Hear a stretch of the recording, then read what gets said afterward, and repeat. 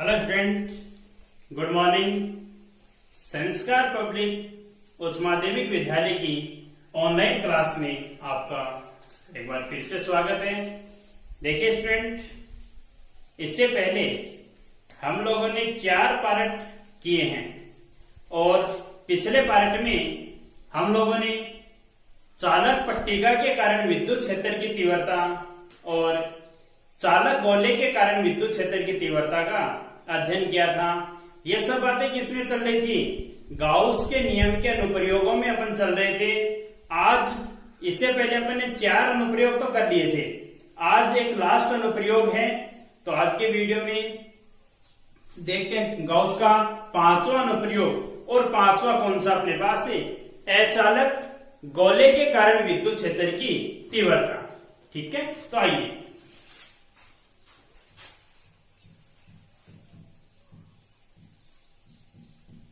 समरूप आवेशित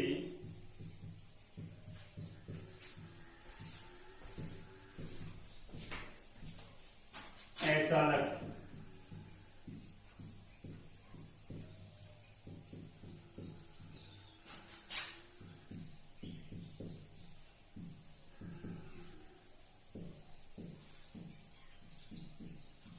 यही अपने पास है।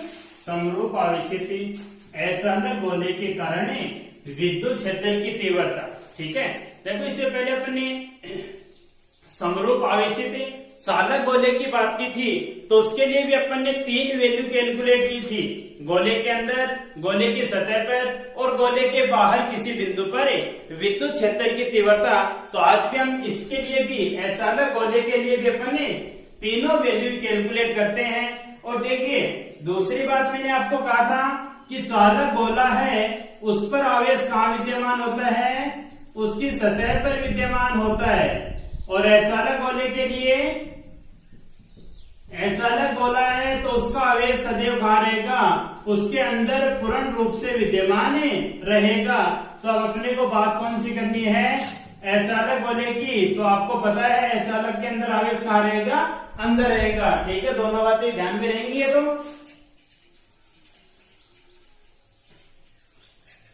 तो देखिए, मान लेते हैं कोई भी एक गोला अपने पास है, ठीक है, जिसकी त्रिज्या कितनी है? r त्रिज्या मान लेते हैं। ठीक है, और इस पर दिया गया आवेश है वो इसके अंदर समान रूप से विद्यमान है।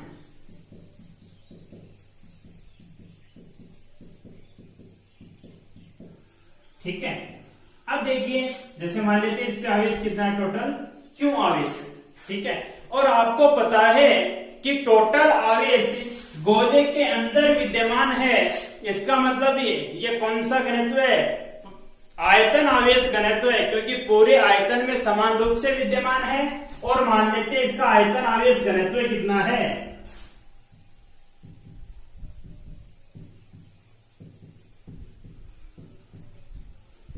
आयतन आवेश घनत्व कितना है? रो, यही होगा। और रो बराबर आप जानते हो कितना होता है? Q upon V। और एक गोले के लिए आपको V का मान भी पता है। वॉल्यूम कितना होता है? 4/3 पाई r³, यही होता है। तो ये तो इसका पृष्ठ आवेश घनत्व है। थ्योरेटिकल रूप से इसे कैसे लिखोगे कि माना कोई अचालक गोला है जिसकी त्रिज्या कितनी है? कैपिटल R है, और उस पर टोटल आवेश कितना है? Q है। ठीक है, अब इसके कारण इसका रेखीय आवेश घनत्व आयतन आवेश घनत्व कितना है? रो है। अब इसके कारण सबसे पहली कंडीशन अपन करें, और वो भी कौन सी? कि गोले के बाहर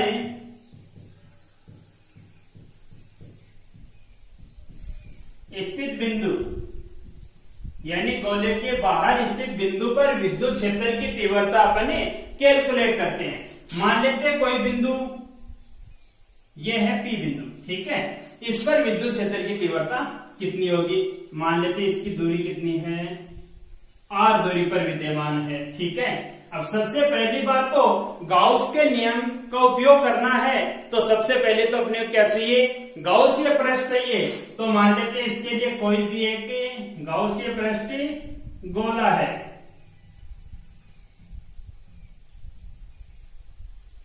ठीक है। अब दूसरी बात, गौसीय पृष्ठ अपन ने मान लिया, इस गौसीय पृष्ठ पे क्या माने, कोई अल्पांश मान ले, ये मान लिया कोई भी अल्पांश है जिसकी मोटाई मान लेते कितनी है, ds, ठीक है, मोटाई कितनी है, ds है। अब देखिए इसके लिए पहले क्षेत्रफल की डायरेक्शन निर्धारित कीजिए। देखो बिंदु, इसके कारण इस पर विद्युत क्षेत्र की तीव्रता तो कौन सी बनेगी, यही बनेगी, ठीक है। और क्षेत्रफल अल्पांश है, क्षेत्रफल अल्पांश की डायरेक्शन भी कौन सी होगी, यही होगी, ठीक है, बात समझ में आई। तो देखो इसके लिए विद्युत क्षेत्र की तीव्रता कितनी होगी, यानी स्थिति कौन सी अपने पास है, R is greater than R, ठीक है। देखो सबसे पहली बात आती है किससे, कि गाउस के नियम से, गाउस के नियम से। गाउस का नियम क्या है, फाई इक्वल से summation Q upon epsilon not, ठीक है। अब देखो फाई की जगह आप जानते हो इंटीग्रेशन है EDA या EDS, cos थीटा इक्वल्स कितना है, summation Q upon epsilon not. सबसे पहली बात तो थीटा देखिए, थीटा किन किन के मध्य है, E और DS के मध्य है, तो E और DS के मध्य थीटा तो कितना बनेगा, थीटा इज इक्वल से 0 दोनों के बीच में, और cos 0 कितना हो जाएगा 1, ये बनेगा। यानी वैल्यू कितनी बन जाएगी अपने पास, इंटीग्रेशन EDS इक्वल से summation Q upon epsilon naught, ये बनेगा, ठीक है। यहां से मैं इसको ऐसा लिख दूं, E इंटीग्रेशन ds इक्वल से summation Q upon epsilon not बन जाएगा। अब देखिए आपको पता है क्योंकि इंटीग्रेशन ds यानी एक अल्पांश का क्षेत्रफल है ds, अपने को किसका चाहिए, पूरे गोले का क्षेत्रफल चाहिए, और गोले का क्षेत्रफल कितना होता है, 4 पाई r स्क्वायर होता है। r यहाँ पे कौन सा है, ये इस गोले का क्षेत्रफल काम में लेंगे क्योंकि अल्पांश किसका है, इसी का है, तो कितना हो जाएगा 4 पाई r स्क्वायर बनेगा। या और दूसरी बात, समेशन क्यू इक्वल्स में कितना है, टोटल चार्ज कितना है इस पर, क्यू, ठीक है। तो दोनों वैल्यू पुट करेंगे तो कितना आ जाएगा, आता है E इंटू 4 पाई r स्क्वायर इक्वल से क्यू अपॉन एप्सिलॉन नॉट बन जाएगा। कितना आ जाएगा, देखो यहां से वैल्यू E इक्वल से Q upon 4 pi r square epsilon not, किसको ऐसा लिख दें, E इक्वल से Q upon 4 pi epsilon not into r square, तो कितनी वैल्यू बनेगी, ये तो किसका मान हो गया, k का मान हो जाएगा, कितना हो जाएगा, E इक्वल से के क्यू अपॉन r स्क्वायर। एक बात तो ये बन गई अपने पास, E इक्वल से के Q upon r square.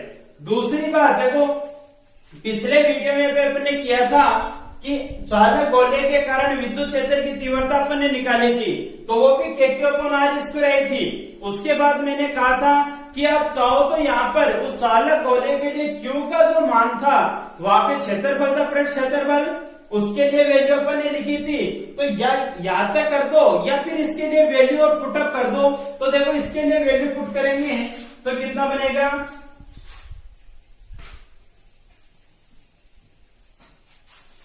E equals आया अपने पास के क्यू अपॉन r स्क्वायर। यहां से देखो Q का मान यहां से रख सकते हैं, Q का मान Q इक्वल्स में कितना बनेगा, रो इंटू 4/3 पाई r क्यूब बन जाएगा।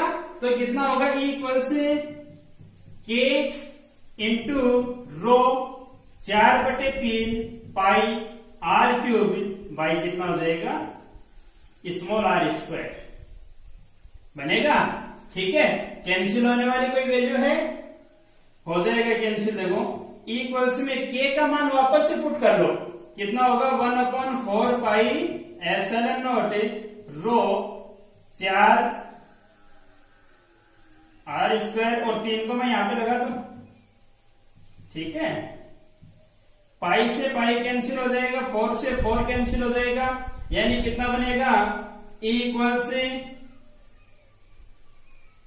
रो R square upon 3r² epsilon naught, ये वैल्यू बन जाएगी आपके लिए, ठीक है। तो या तो आप यहां तक कर सकते हो इसे, और आगे यदि Q का मान रख के सोल्व करो तो वैल्यू कहां तक बन सकती है, ये वैल्यू भी बन सकती है, क्यों r² 3r² एप्सिलॉन नॉट। ज्यादा बेहतर ये रहेगा कि आप यहां तक करने के बजाय, क्योंकि देखो यहां तक करोगे तो ये तो बिंदु आवेश के कारण भी विद्युत क्षेत्र की तीव्रता थी, एक चालक गोले के कारण भी विद्युत क्षेत्र की तीव्रता आई थी, ठीक है ना। तो बेहतर ये रहेगा कि इसमें Q की वैल्यू पुट करके अपन पूरा सॉल्व करके बताएं, तो वैल्यू कितनी आ जाएगी, इक्वल्स में रो r² अपॉन में 3r² एप्सिलॉन नॉट, ठीक है।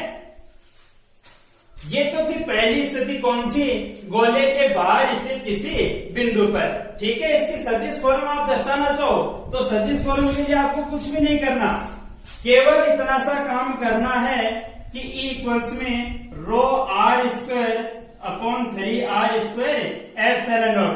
यदि सदिश रूप दर्शाओ तो ये तो E वेक्टर हो गया, और यहाँ पर एकांक सदिश लगा दो कोई भी n के, जो किसको निरूपित करता है, विद्युत क्षेत्र की दिशा को निरूपित करेगा, ठीक है।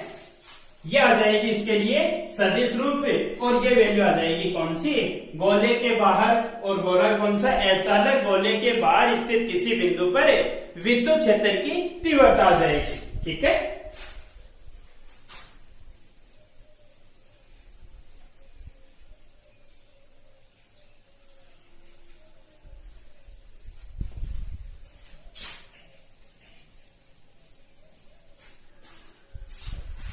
दूसरी बात करें अपने,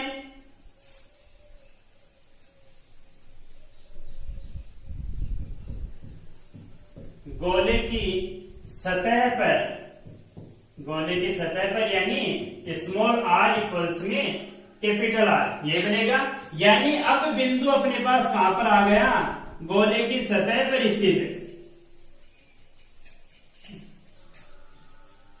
अब बिंदु का अपने पास यहां पर विद्यमान है, और ये डिस्टेंस कितनी है, r, और ये है कैपिटल R। तो देखो इस स्थिति में जो वैल्यू अभी अपन ने निकाली थी, इक्वल्स में KQ अपॉन r² लिखा था, KQ अपॉन r², तो यहां पर देखिए KQ अपॉन r² था, r इक्वल्स में क्या है, कैपिटल R, यानी E इक्वल्स में कितना लिख सकते हैं, KQ अपॉन r², ये बन जाएगा कहां पर, गोले की सतह पर।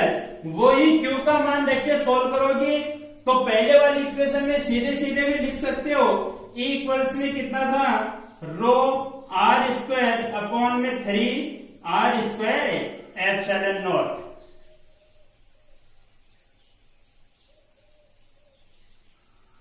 r³ था, कितना था, r³, ये तो बना था अपने पास।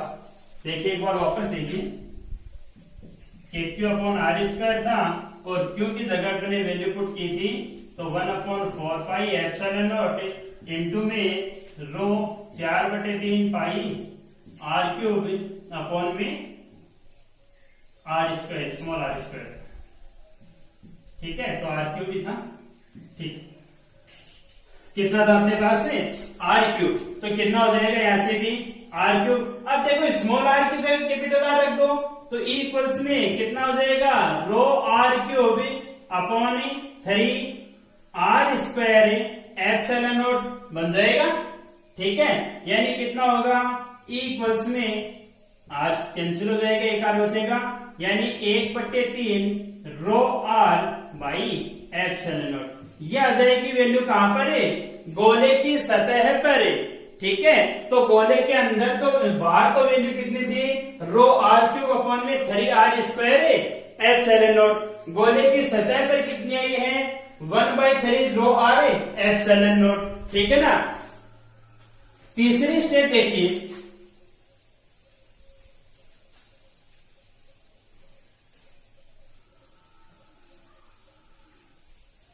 तीसरी स्थिति अपने पास है, गोले के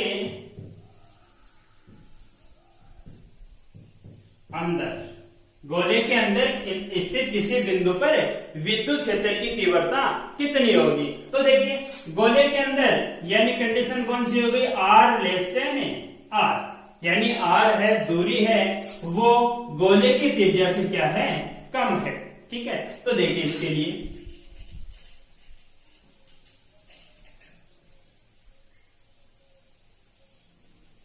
यह तो अपने पास कोई गोला था जिस पर आवेश प्लस क्यू आवेश सर वो संपूर्ण गोले में समान रूप से फैला हुआ है। अब देखिए इसके अंदर इसकी रेडियस तो कितनी थी, कैपिटल R।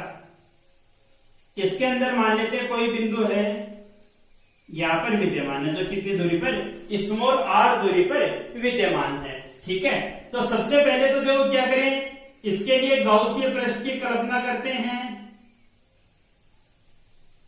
ठीक है, गाउसीय पृष्ठ की कल्पना कर ली, उसके बाद दूसरी स्थिति कि इस पर कोई भी अल्पांश निर्धारित करते हैं, मान लेते हैं अल्पांश है जिस पर विद्युत क्षेत्र की दिशा किधर होगी, पता आपको, ये होगी इस पर विद्युत क्षेत्र की दिशा। और दूसरी बात इस पर सदिश क्षेत्रफल की डायरेक्शन कौन सी होगी, तो वो भी क्या होती है, पृष्ठ के लंबवत बाहर की ओर, ये हो गई इस पर सदिश क्षेत्रफल की डायरेक्शन। ठीक है, तो वही काम सबसे पहले तो कौन सा, गाउस के नियम से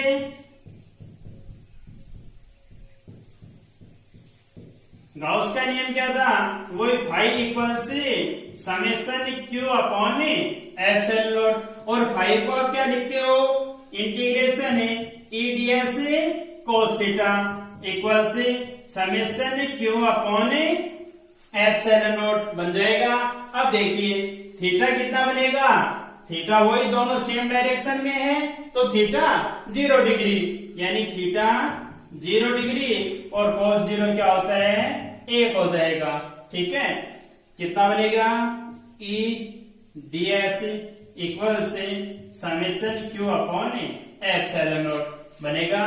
कितना लिख सकते हैं, देखो इसको ऐसा लिखते हैं, ई इंटीग्रेशन डीएस इक्वल से summation Q upon epsilon not बन जाएगा। अब देखो डीएस का मान तो आपको पता है, इंटीग्रेशन डीएस तो कितना हो जाएगा, 4 पाई आर स्क्वायर बन जाएगा।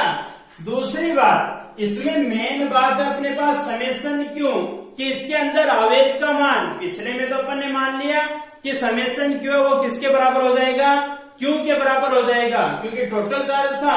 लेकिन इस गाउसीय पृष्ठ में देखिए इसमें टोटल आवेश तो पूरे गोले में विद्यमान था, और अब तो अपने पास गाउसीय पृष्ठ कितना सा है, इतना ही तो है। ठीक है, तो इसके लिए देखो आवेश का मान कितना होगा, समेशन क्यू इक्वल से, देखो पहले तो इधर देख लेते हैं, टोटल के लिए है यानी कितना है, 4/3 पाई आर क्यूब, आवेश में सॉरी आयतन में आवेश कितना है, क्यू है। ठीक है, एकांक आयतन की बात करें कि एकांक आयतन में कितना होगा, एकांक आयतन में कितना हो जाएगा, Q by 4/3 pi r cube, ये बनेगा। अपने को चाहिए कितने में, 4/3 पाई स्मॉल आर क्यूब, इतने में चाहिए, तो 4/3 पाई आर क्यूब में कितना हो जाएगा,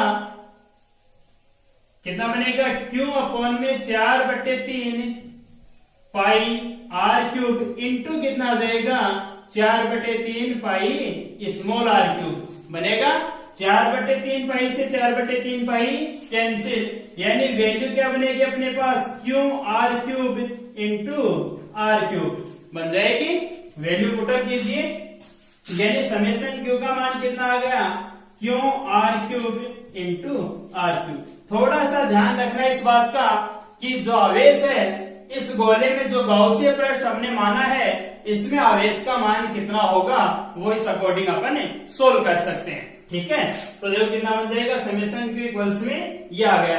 वैल्यू पुट कीजिए, कितनी हो जाएगी, ए इंटू डीएस का मान है 4 पाई आर स्क्वायर इक्वल्स में समेशन क्यू की जगह क्यू अपॉन आर क्यूब और इंटू में आर क्यूब और अपॉन में क्या है एप्सिलॉन नॉट। ठीक है, देखिए कितना हो जाएगा, ई इक्वल्स में क्यू आर क्यूब अपॉन में 4 पाई आर स्क्वायर और इंटू में क्या है आर क्यूब एप्सिलॉन नॉट, ये बनेगा। ठीक है, आर स्क्वायर से कैंसिल हो जाएगा, एक आर बचेगा ऊपर, यानी ई इक्वल्स में कितना हो जाएगा क्यू आर अपॉन में 4 pi epsilon naught r cube बन जाएगा, यानी ई इक्वल से कितना आ जाएगा, देखो के लिख दो इसको, के क्यू और साथ में कितना आर अपॉन में कितना आ जाएगा आर क्यूब, यानी ये आ जाएगी इसके लिए वैल्यू कितनी, के क्यू आर अपॉन में आर क्यूब। आई बात समझ में, ये वैल्यू होगी चालक गोले के अंदर, चालक गोले के अंदर स्थित किसी बिंदु पर विद्युत क्षेत्र की तीव्रता वो कितनी आ जाएगी, k Q r upon r cube. ठीक है, अब देखो ये तो अपने 3 स्टेप में इसकी वैल्यू आ गई। अब क्या करें कि विद्युत क्षेत्र का दूरी के साथ वक्र बनाए कि विद्युत क्षेत्र का मान अलग अलग स्थितियों में दूरी पर निर्भर किस प्रकार करता है उसके अपन ग्राफ से दर्शा सकते हैं। तो देखिए इनके लिए वक्र कैसा बनेगा,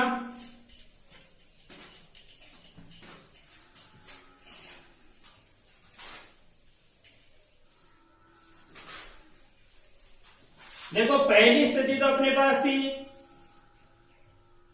ई व आर के मध्य ग्राफ। पहली स्थिति तो अपने पास है गोले के अंदर से चले अपन, गोले के अंदर विद्युत क्षेत्र ई कितना था, देखो गोले के अंदर कितना है अभी निकाला अपने k Q r upon r cube, यानी दूरी आर के क्या है समानुपाती, तो गोले के अंदर तो विद्युत क्षेत्र है ई वो समानुपाती किसके है आर के। ठीक है, दूसरी बात गोले के सतह पर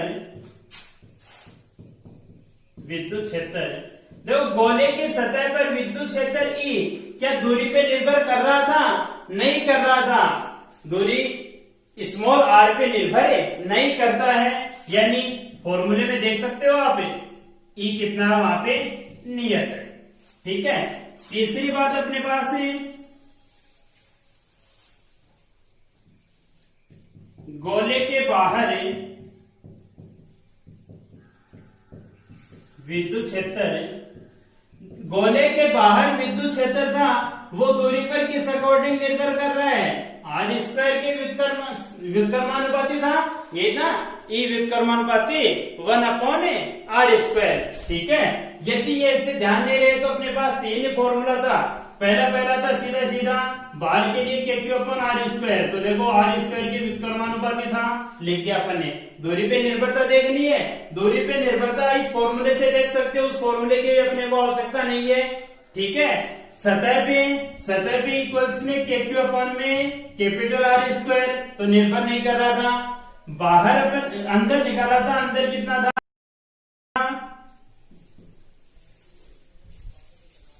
ये बाहर था ई इक्वल्स में के क्यू अपॉन आर स्क्वायर, अंदर कितना था ई इक्वल्स में के क्यू आर अपॉन में आर क्यूब, ये तो बना था।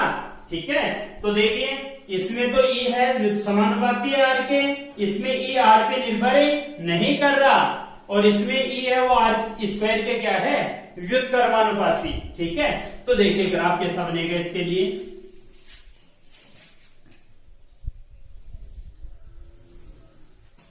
इधर तो मान लेते हैं ई, ये हो गई आर डिस्टेंस। ठीक है, अब देखो पहले अंदर से चले, अंदर ई क्या है आर के समानुपाती, यानी समानुपाती के लिए ग्राफ जानते हो आप कैसा होता है, स्ट्रेट लाइन सीधी रेखा होती है, ये तो कौन सा हो गया ई इन हो गया, समानुपाती है आर के।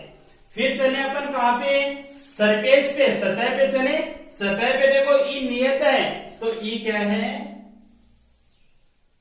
यानी ई एस है वो कैसा है, नियत है। तीसरी बात, गोले के बाहर क्या है, आर स्क्वायर के व्युत्क्रमानुपाती है, और व्युत्क्रमानुपाती ग्राफ आप जानते हो कैसा होता है, परवलयाकार, यानी ई व्युत्क्रमानुपाती आर स्क्वायर के ई आउट से दर्शा दो। ठीक है, ये बन जाएगा इन दोनों के मध्य, इन तीनों स्टेप के लिए वक्र हो जाएगा।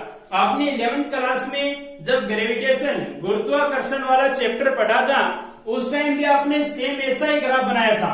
वहां पर भी आप गोले के बाहर गुरुत्वीय क्षेत्र, गोले की सतह पर गुरुत्वीय क्षेत्र और गोले के अंदर गुरुत्वीय क्षेत्र का मान आप लोगों ने कैलकुलेट किया था।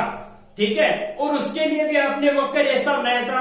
फर्क कितना सा था, वहां पर जो ग्राफ बना था वो किसा बना था, नेगेटिव में बना था।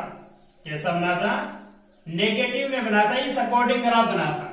ठीक है, क्यों, क्योंकि वहां पर जितनी भी गुरुत्वीय क्षेत्र का मान प्राप्त हुआ था वो सब वैल्यू किस में थी, माइनस में थी। तो वहां पे जो ग्राफ बना था वो था इसके नीचे जस्ट उल्टा बना था।